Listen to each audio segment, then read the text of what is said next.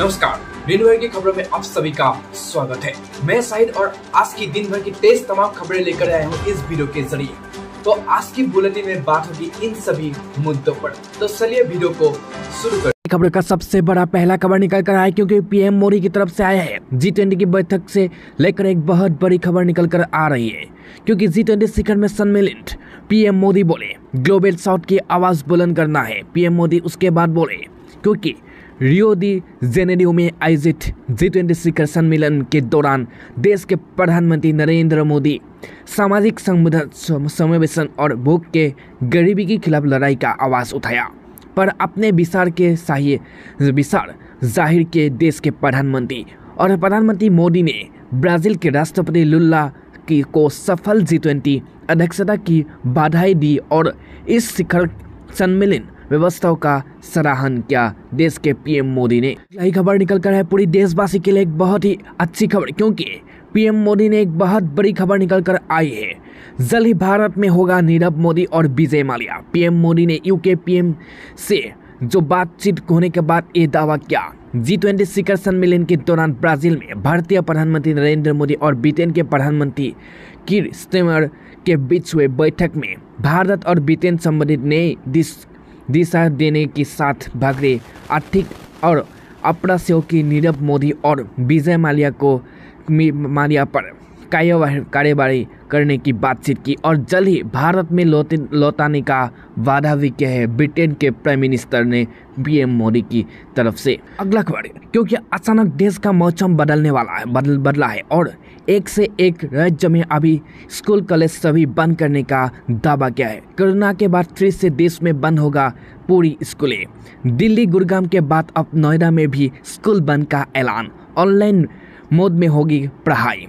एक महत्व का सबसे बड़ा खबर कोरोना के बाद पोल्यूशन का केस आया है सामने। सारा स्कूल देश में बंद करना पड़ रहा है एक से बढ़कर एक राज्य में। दिल्ली एनसीआर में बढ़ती प्रदूषण की समस्या को लेकर सुप्रीम कोर्ट ने सोमवार को दिल्ली एनसीआर में 12वीं तक स्कूल बंद करने का निर्देश दिया। कोर्ट ने सभी एनसीआर के अंतर्गत आने वाली राज्यों को से कहा कि वे ग्रेड में 4 के तहत लंगी पाबंदियां लागू करें और पूरी देश में अब स्कूलें कॉलेज सभी 12वीं तक बंद का ऐलान कर दिया है सुप्रीम कोर्ट की तरफ से। अगला खबर खराब मौसम की तरफ से होने के बावजूद पूरे देश में अब ट्रेनें कैंसिल होने जा रही है। आप भी जानकारी के लिए बता दो क्योंकि खराब मौसम की वजह से यात्रा प्रभावित, कोई ट्रेन और फ्लाइट्स कैंसिल की गई है। इस महत्व का सबसे बड़ा खबर और आप लोगों की जानकारी के लिए बता दूं कि मालदा डाउनटाउन से नई दिल्ली 3 दिसंबर को और 3 दिसंबर से 1 मार्च तक बंद रहेंगे। नई दिल्ली से मालदा 1 दिसंबर से 27 फरवरी तक बंद रहेंगे।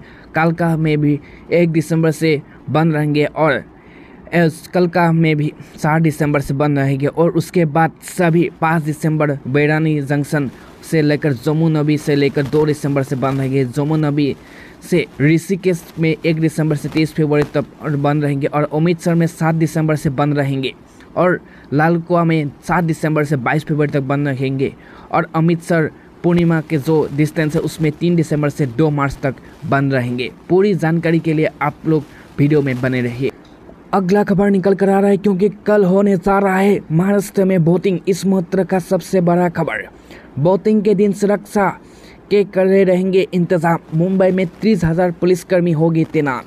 इस महत्व का सबसे बड़ा खबर महाराष्ट्र विधानसभा चुनाव के लिए वोटिंग की तैयारी के अंतिम रूप कर दिया जा रहा है। पोलिंग बूथ को से लेकर सुरक्षा के कड़े इंतजाम किए हैं और राजधानी मुंबई में मतदान के दिन 30,000 पुलिसकर्मियों को तैनात करने की बात सामने आई है क्योंकि पूरी तरफ से अलर्ट रहेंगे पूरी पुलिसकर्मी। अगला खबर पप्पू यादव को धमकी आने के बाद पूरे देश में अब हलचल मच गई है क्योंकि किसी भी महत्व में हत्या करने की बात की गई है। पप्पू यादव को किसी भी महत्व में कहीं पर भी हत्या हो सकती है। पप्पू यादव किसने धमकी दी थी और उसके बाद क्या आया जवाब? जान से मारने की धमकी मिलने के लेकर पप्पू यादव का बड़ा बयान, कहाँ कौन मारेगा इसकी, क्योंकि सांसद पप्पू यादव ने कहा कि झारखंड बहुत शांतिप्रिय राज्य है जहां नफरत की राजनीति नहीं हो सकती। बीजेपी जब भी चुनाव लड़ती है तो वे नफरत पैदा करती है। अभी मणिपुर में हत्या और रेप नहीं रुका, जिससे मणिपुर नहीं सब संभाला, उससे क्या देश संभालेगा।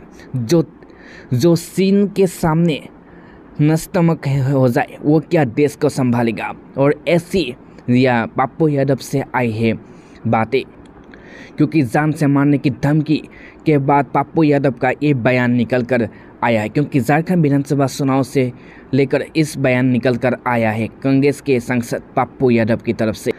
अगला खबर, देश में जो भी विधानसभा चुनाव या लोकसभा चुनाव होता है लेकिन हिंदू और मुस्लिम का राजनीति जरूर चलता है। इस मुद्दे का बड़ा खबर, वे मुसलमानों से कहेंगे दरी बिसाओ।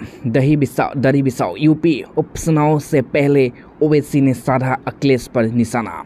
देश के सबसे बड़े इस सूबे यूपी में 20 नवंबर कल 9 सीटों पर उपचुनाव होने जा रही है और उस दिन ओवैसी की पार्टी AIM 3 सीटों पर चुनाव लड़ रही है और जिसमें से एक सीट मुजफ्फरपुर नगर की मीरापुर सीट है। और AIM की प्रमुख असाउद्दीन ओवैसी सोमवार को अपनी उम्मीदवार अरशद राणा के समर्थन में पहुंचे थे, जहां उन्होंने जनसभा और संबोधित करते हुए यूपी के CM योगी आदित्यनाथ और अखिलेश यादव पर जमकर